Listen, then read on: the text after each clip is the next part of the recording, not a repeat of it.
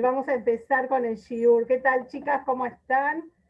Es verdad que, como contaron algunas de los testimonios que están aquí en la rural, se está realizando algo sin precedentes, la aventura en el templo que permite revivir cómo era el templo en su esplendor y el trabajo de las diferentes personas que actuaban en el templo.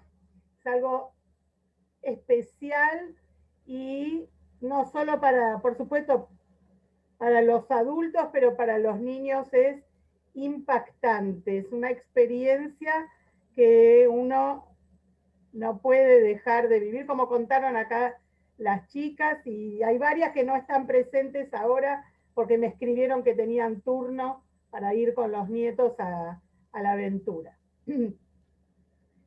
Vamos a, y esperemos que pronto veamos, imagínense, si algo hecho así nomás, digamos, no es así nomás, es todo un esfuerzo muy especial, pero no es real, impacta, imagínense lo que va a ser cuando veamos el templo y Mircea Hashem, el Beit HaMikdash, en persona. Si ya en la época de Shlomo, en la época del rey Shlomo, la gente no podía creerlo, venían de todo el mundo solo para ver una maravilla como esa, imagínense lo que va a ser Mircea Hashem. Y bueno, entonces ahora vamos a hablar de algo que tiene que ver con el templo. Una de las Mishnayot del último capítulo del Pirkei Avot, el capítulo 6, es es la Mishnah número 11. Y ahí explica, esta Mishnah dice así: todo lo que el santo, bendito sea, creó en su mundo, no lo creó sino por su gloria.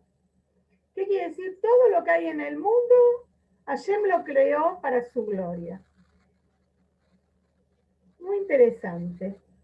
¿Vieron que hay una pregunta que siempre nosotras que somos de generaciones más cultas, que sin la necesidad de haber estado en la universidad quizás o lo que fuera, gente de nuestra edad, si uno le va a preguntar, ¿quién preguntó ser o no ser? Todo el mundo va a decir Shakespeare, va a decir, se va a acordar de la famosa escena en la carabela, mirándola y preguntándose ser o no ser. ¿Se acuerdan? ¿Quién era Macbeth? ¿Puede ser? ¿Sí? ¿Era él? Sí. Entonces vemos, miren qué interesante. Algunos dicen, no sé si alguna vez leyeron un artículo, hace mucho tiempo habíamos publicado un artículo en la Chabad Magazine que investigaba los orígenes de Shakespeare. Algunos lo ven como un gran antisemita. Si ven, si empieza solo con el principio del Mercader de Venecia, el libro preferido de Cristina, van a ver que empieza hablando terrible de lo que son los judíos. Sin embargo, algunos historiadores, no sé si de verdad o en serio, sugieren que seguramente Shakespeare era un judío también. Pero más allá de esas cosas, esta frase ser o no ser está muy conectada con esta Mishnah que vamos a estudiar hoy.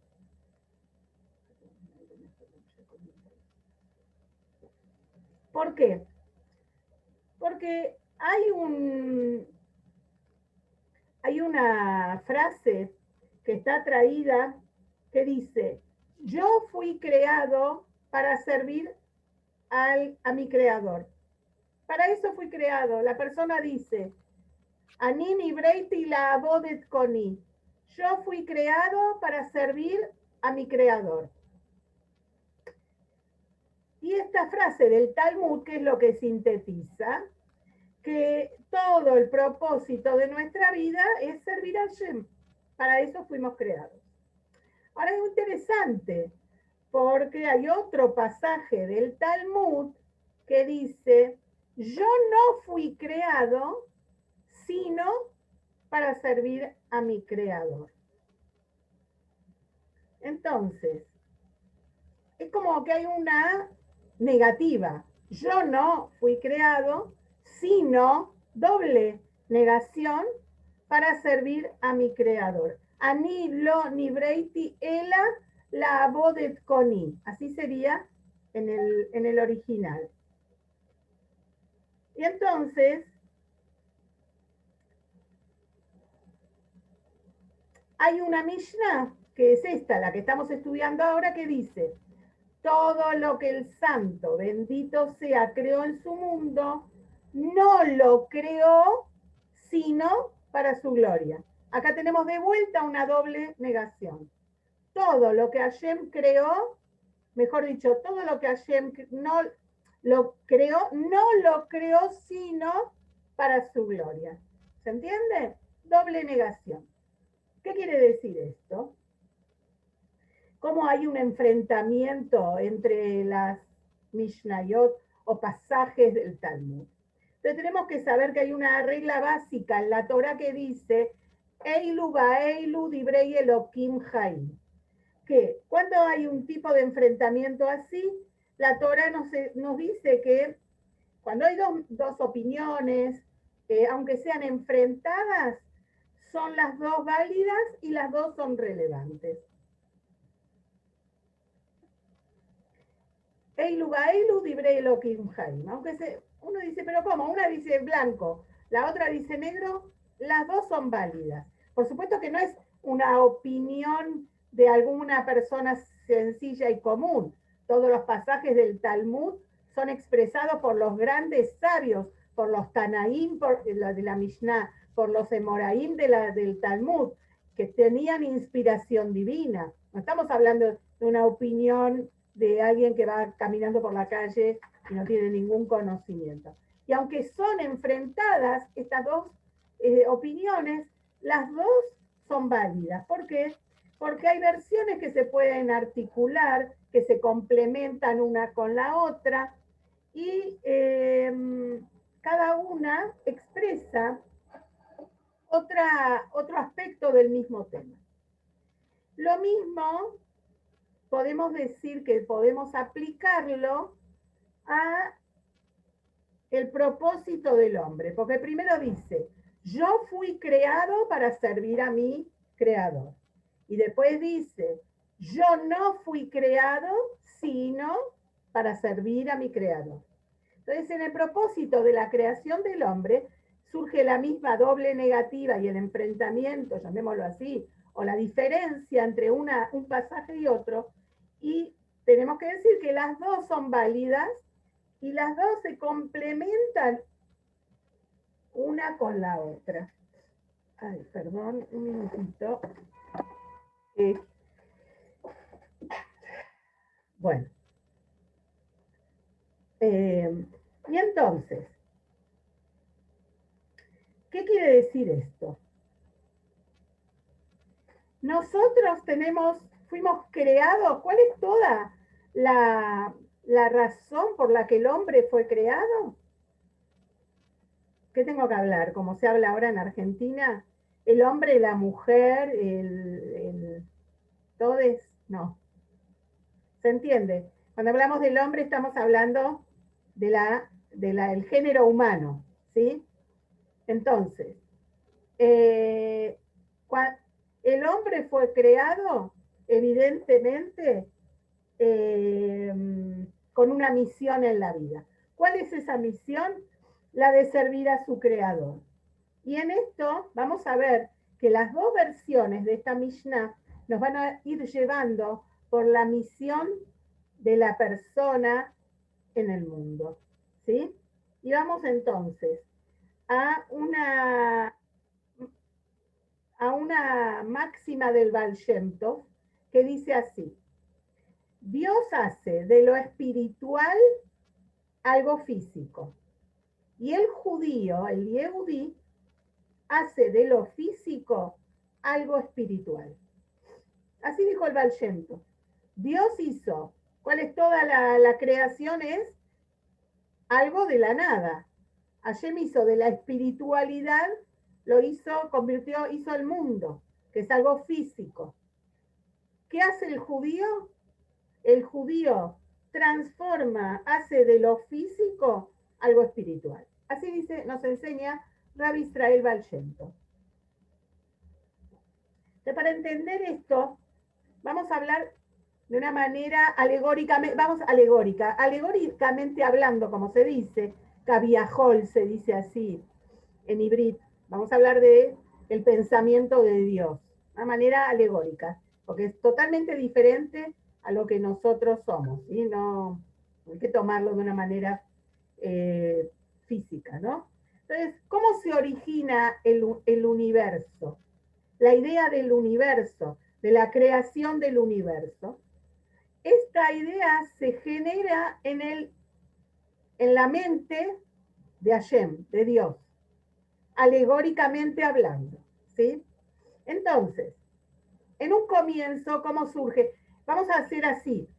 Hay algo que tenemos que aclarar. Cuando nosotros decimos en un comienzo y después, no se refiere al tiempo y espacio, porque estamos hablando de Hashem, sino que todo puede suceder al unísono en diferentes niveles.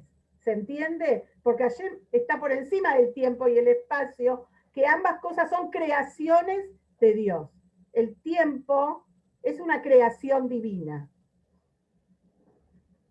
Entonces, cuando decimos cómo fue, entonces en un comienzo surgió dentro de Hashem la idea, una visión, como uno tiene cuando se le ocurre una idea, de un hogar para él en un mundo físico. ¿Sí? Como trae el Tania, que es traído de la Kabbalah, que cuál es la razón de la creación del mundo, porque Hashem quiso tener una morada en este mundo físico. ¿Sí? Entonces vino esa idea, él visualizó esto. ¿Qué tipo de mundo? Un mundo que no muestra su presencia. Dios no está revelado en ese mundo, ¿sí? Es un mundo que oculta a Dios, oculta a su creador. A punto tal que si la persona lo desea, puede creer que la suerte, el azar y no sé, qué sé yo, el capricho, viste, las cosas pasan porque sí, ocultan a Dios. Ay, mira qué casualidad que nos encontramos. Mira, de casualidad estaba buscando algo y encontré otra cosa. Por un capricho de la suerte perdí tanto, por una desgracia de la suerte a la persona esta le sucedió algo negativo. Bueno, si uno desea atribuir así las cosas, puede, porque el mundo fue creado de forma tal que Hashem está oculto y el que no lo busca puede no encontrarlo. Ese fue el deseo, como en la mente, alegóricamente hablando, de Hashem, él visualizó hacia este mundo. Y la gente, este mundo hace que todo el propósito que Dios invistió en cada cosa pueda permanecer oculto. Pero también Hashem visualizó al hombre, al ser humano, que es el que va a desarrollar este lugar, esta vivienda, este hogar que Hashem quiere. ¿Para qué? Para que Hashem pueda venir a vivir ahí. Y servirlo. ¿Qué significa servirlo? Tiene que ser, ¿qué es el ser humano? Un ser con la capacidad de ¿qué? De buscar, de trascender el ocultamiento, de revelar la presencia divina del ocultamiento y de transformar al mundo material en algo espiritual,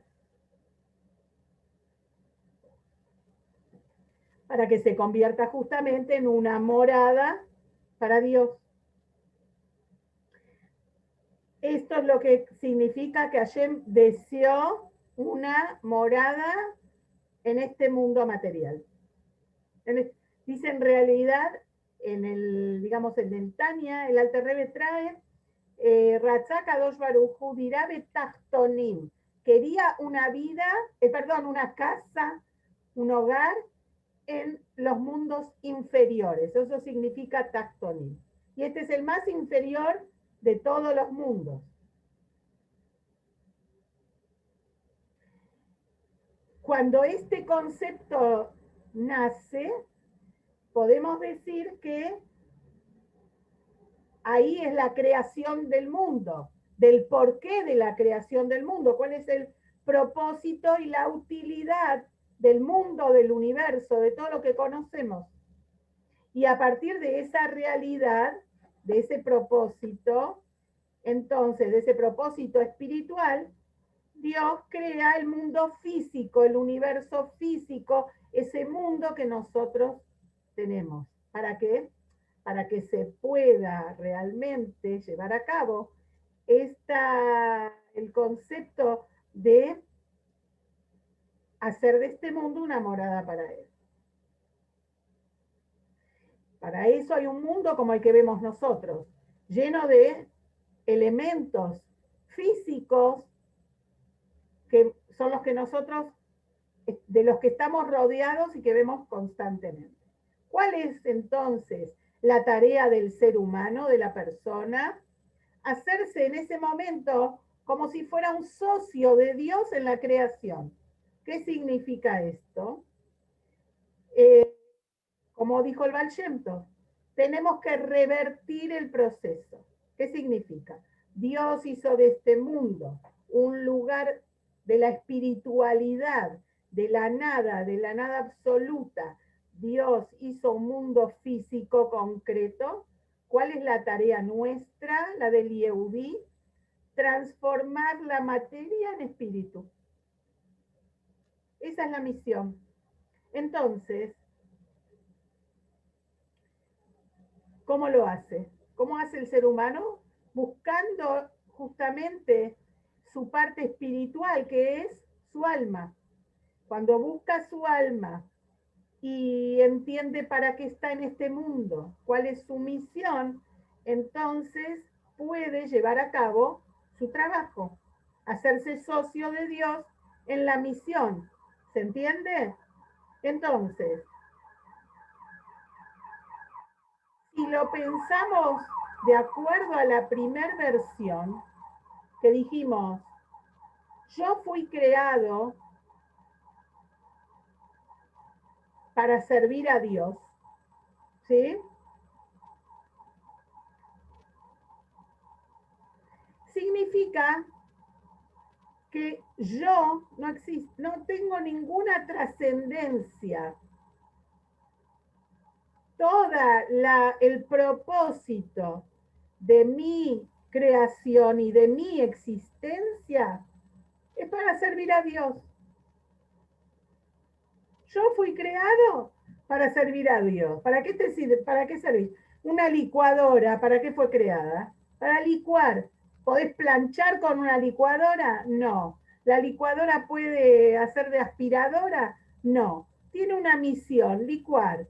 Entonces, la persona fue creada para servir a Dios. Ese es su propósito. Hacer un hogar para Dios. Entonces, significa que a través de su servicio, él va a hacer del mundo, le va a quitar esa materialidad, porque va a utilizarlo para cosas espirituales, lo va a hacer de la materia, va a ser espíritu.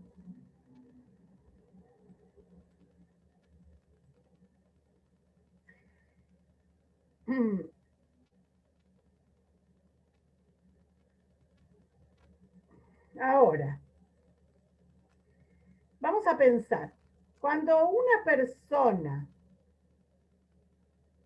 es Eso que dijimos antes sería, yo no fui creado, no soy nada, sino para servir a Dios. Eso sería lo que dijimos antes.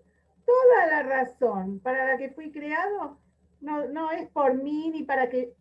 Yo no fui creado, sino para servir a Dios. Es la anulación absoluta de la persona. Ahora, cuando una persona quiere tener un hogar, ¿qué hace primero? En la cabeza, en su mente, se imagina, de acuerdo al terreno que tiene, con la dimensión, empieza a imaginarse cómo va a ser la casa, cuántas habitaciones, cómo quiere que sea el living comedor, quiere que haya un patio para de cierto tamaño, etcétera, etcétera. Se va haciendo como un dibujo mental de todo lo que podría haber en la casa. También ya piensa si tiene un jardín, dónde va a plantar árboles, dónde va a poner los muebles, etc.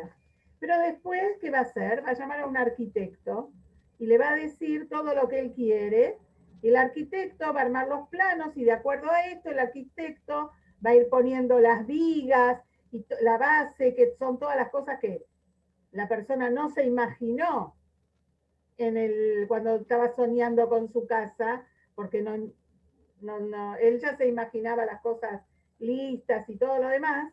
Entonces el arquitecto va a ir poniendo todo lo necesario para que realmente se concrete ese deseo del que quiere tener el hogar, del que se lo encargó, para que salga tal cual él lo visualizó, con su cliente se lo imaginó, etcétera, ¿no? Entonces, tenemos que saber que Hashem visualizó el mundo, ese hogar que quería en este mundo inferior. Después, los planos son la Torah. El plano del mundo es la Torah. Es el plano maestro, llamémoslo así, como lo dicen, como se dice en inglés, el blueprint, que sería el plano maestro, ¿sí? De ese hogar que Hashem quiere. Y a quién le dio, quién es el contratista que va a llevar a cabo los planos, el hombre. El hombre es el que ejecuta la idea divina de la construcción del mundo, de este hogar, llamémoslo así. Que a partir de los materiales que Dios nos da, que son todos los elementos y objetos que existen en el mundo, entonces vamos a poder realizar la obra que Hashem desea. Cada una de las mitzvot de la Torah, en la mayoría de ellas, ¿qué se hace? Tomamos un objeto físico que existe en el mundo y realizamos con ese objeto una mitzvah, un mandamiento, un deseo de Hashem, ¿no? Entonces ese objeto se convierte en una herramienta, un instrumento que Hashem nos dio para llevar a cabo la misión que estamos haciendo. Y así vamos concretando ese plano, esa idea, ese deseo de Dios de hacer de este mundo una morada para Hashem. Así construimos su casa. Tenemos dos tipos de elementos para construir esa casa que Hashem desea. Hay dos categorías. ¿Y cuáles son? Hay elementos que ellos mismos, objetos que hay en el mundo, que ellos mismos se transforman en, son objetos de santidad. Por ejemplo, todas van a pensar, seguramente se le está cruzando por la cabeza, el pergamino que utilizamos para escribir la Torá, o los tefilín, el cuero para armar los tefilín, o los pergaminos, la tinta, la pluma que usa el sofer para la mezuzá, etc. Todos ellos, el etrog, por ejemplo, que tomamos en Sukkot para decir la brajá con las otras 3 especies de plantas diferentes que tomamos para Sukkot. Cada uno de ellos se transforma en un objeto directo de nuestro servicio. O, por ejemplo, incluso el tiempo que dijimos antes, que es una creación de Dios, el tiempo, porque una vez, les cuento que una vez habíamos organizado una charla para mujeres que era, trajimos unas especialistas en cómo organizar tu agenda, ¿viste? Te enseñaban a cómo hacer que tu día te rinda, cómo hacer. Entonces, lamentablemente, a veces uno trae un profesional y no ni sueña que la persona va a decir algo que está incluso en contra de la Torá. ¿Cómo abrieron la charla estas profesionales? Dijeron, el tiempo es una creación del hombre.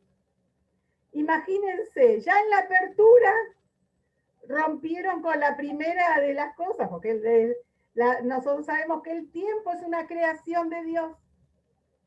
Bueno, me quedó para la anécdota, ¿no? Que siempre hay que hablar con la gente antes de que dé una charla para saber más o menos cómo va a venir. El mismo tiempo, piensen, por ejemplo, cuando una toma las 26 horas que dura el ayuno de Yom Kippurim, el día más sagrado del año, y lo dedica a el rezo, al ayuno, al servicio a Hashem, estamos transformando ese tiempo, esa creación, en algo divino, en algo espiritual. Entonces vemos como estos elementos se elevan a Hashem directamente, porque los utilizamos para algo sagrado directamente. Tefilín, mezuzá, velas de Shabbat, como dijimos, las horas de Yom Kippur, el cuero para la Torah. Son cosas que las identificamos como el objeto directamente se convierte en algo sagrado. Ahora tenemos otra categoría de elementos que hay en el mundo que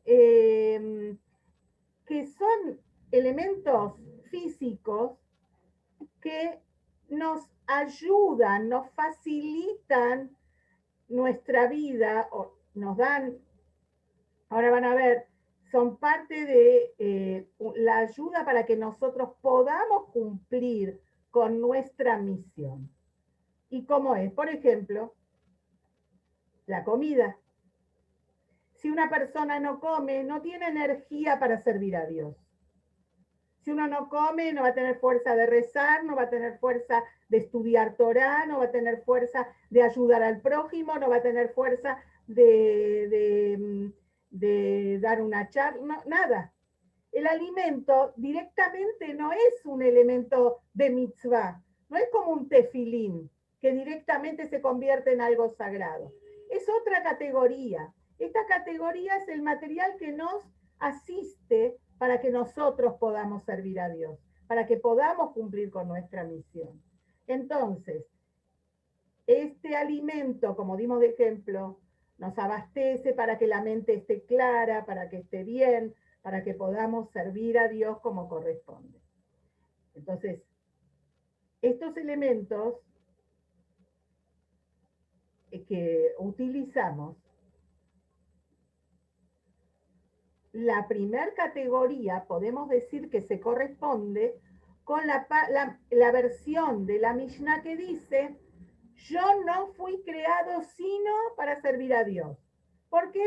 Porque son todas las cosas que existen en este mundo que son directamente, no hay duda de su objetivo. El objetivo es directo, es solamente para servir a Dios, que es lo que nombramos, las cosas físicas que existen en este mundo que son solo para servir a Dios. Entonces, yo no fui creado, estas cosas no fueron creadas sino para servir a Dios. Un tefilín no sirve para, entendemos directamente, su misión es para utilizarlo en el servicio a Dios. cada una de las cosas que nombramos, ¿sí? Y así también podemos decir que la persona que está ocupada con esa mitzvah, cuando lo está haciendo, está cumpliendo con este mismo objetivo que marca la Mishnah. Cuando vos ves a una persona colocándose tefilín, cuando ves a una persona estudiando Torah, cuando ves a una persona que está colocando dinero en Tzedakah, no, tómenlo aparte, esa es otra.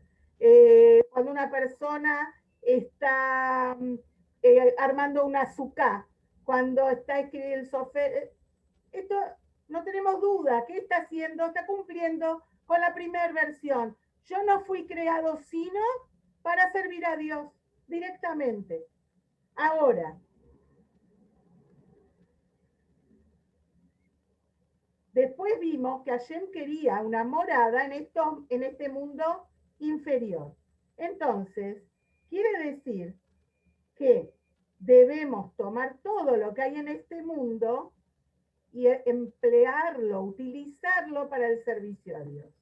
Y entonces, ahí va la segunda versión, que es yo fui creado para servir a Dios, que es cuando nosotros tomamos los elementos que aparentemente no están conectados con el servicio a Dios, como la comida, la bebida, los materiales de una casa, los muebles, eh, el oro, ahora vamos a hablar del oro, sí, ahora pronto vamos a hablar. Que todo eso principalmente no fue creado, uno no lo ve directamente relacionado con el servicio a Dios. Todo el mundo come, todo el mundo bebe, todo el mundo, o por lo menos trata de tener una casa, todo el mundo tiene muebles. ¿En qué acá podemos decir que tiene que ver con el servicio a Dios?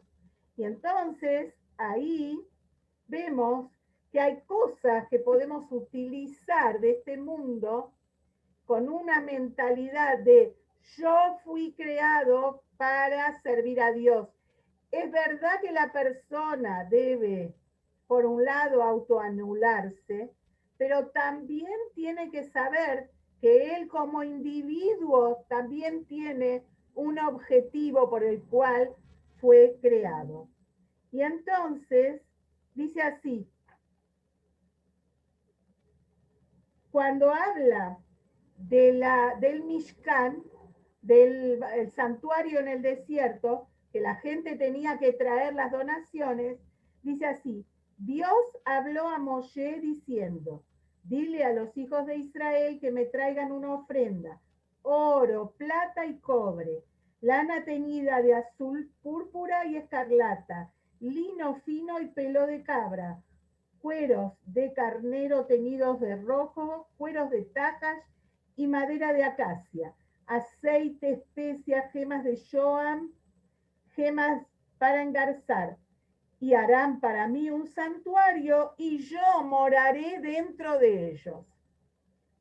Así dice la Torá. Cuando Moshe Rabbeinu tenía que pedir las donaciones para construir el Mishkan, ¿de qué eran las donaciones? ¿Uno iba a traer lo que quería? No. Dios dijo, oro, plata, cobre, cuero de cabra, cuero de tajas, piedras de shoam, etcétera, etcétera, como nombramos antes.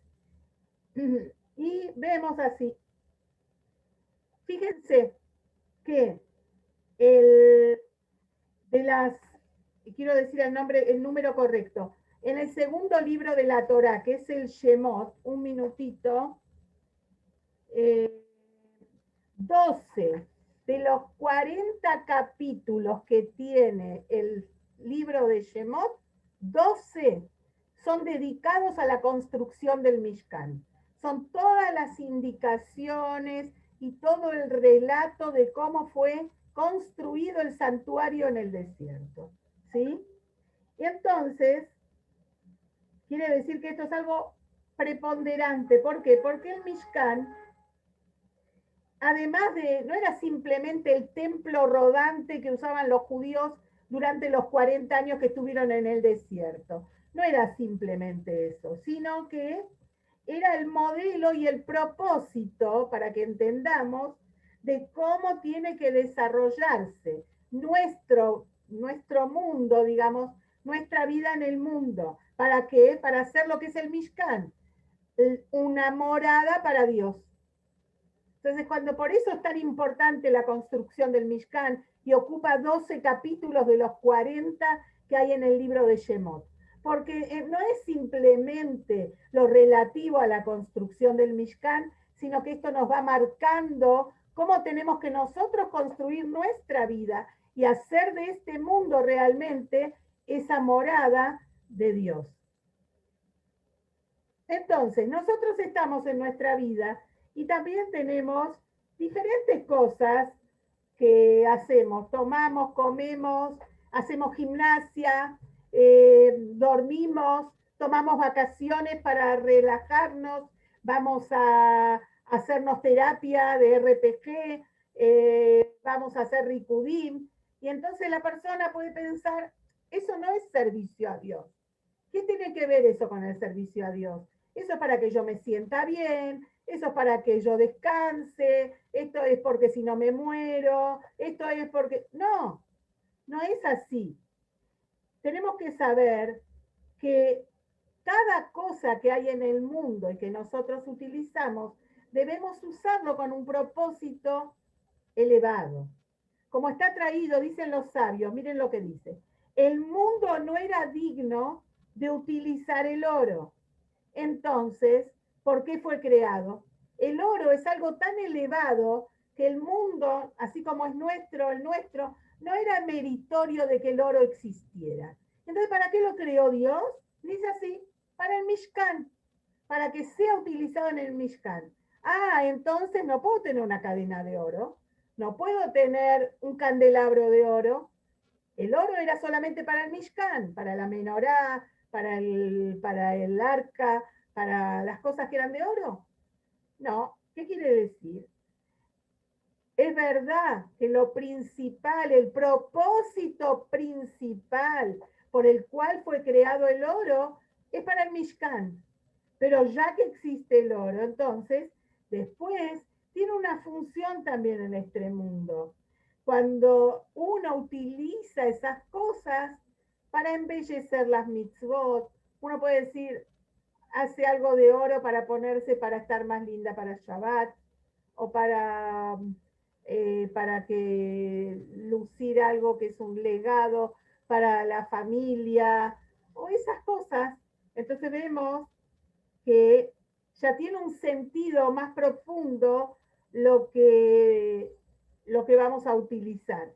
Miren qué interesante, entre los 15 elementos que leí antes, trae que tenía que, se le podía traer a Moshe cuero de tajash.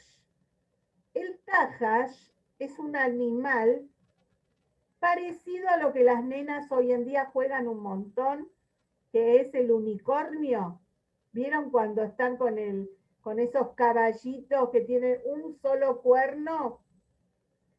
Así era el tajash. ¿Y dónde está el tajash? ¿Alguna vez alguno vio un tajash? Nosotros no lo vimos. Porque el tajash fue creado únicamente para que su cuero fuera utilizado en el Mishkan.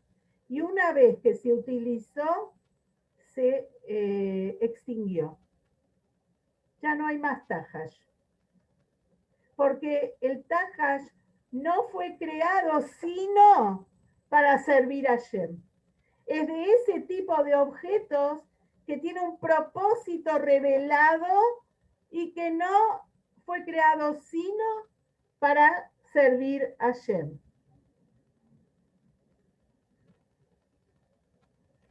Y entonces, nuestra misión en este mundo, ¿cuál es? La de hacer que estas dos visiones de los jajamim, yo fui creado para servir a Dios y yo no fui creado sino para servir a Dios, se complementen unos con los otros.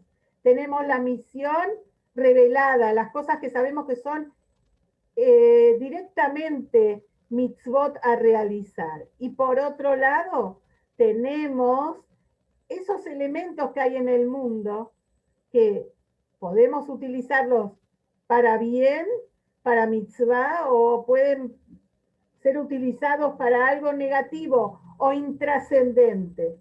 Entonces, tenemos que saber que, como dijo Hashem cuando habló del Mishkan, dijo así: Beazuli Mishkan, Beyahanti Betoham.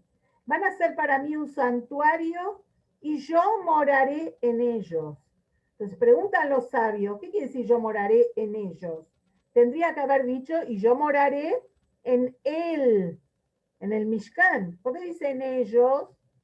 Y entonces explican dentro de cada uno y uno de los judíos. Cada uno de nosotros es un Mishkan viviente. Es un Mishkan, es un santuario. Cada Yehudí es un santuario.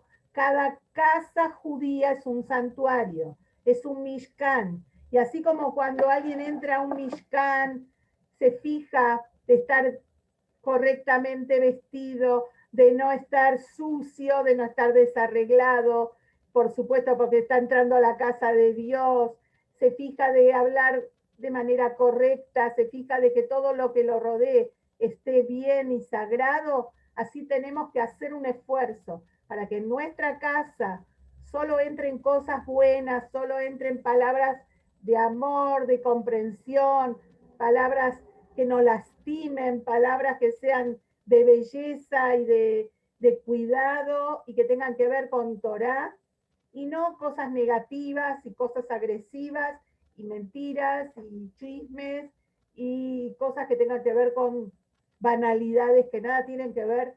A nadie se le va a ocurrir adentro del Mishkan hablar banalidades. Bueno, tenemos que hacer un esfuerzo para que lograr que esa casa nuestra sea también un Mishkan, y también nosotros mismos, dentro de nosotros mismos, hacer todo lo posible para hacer de este mundo, el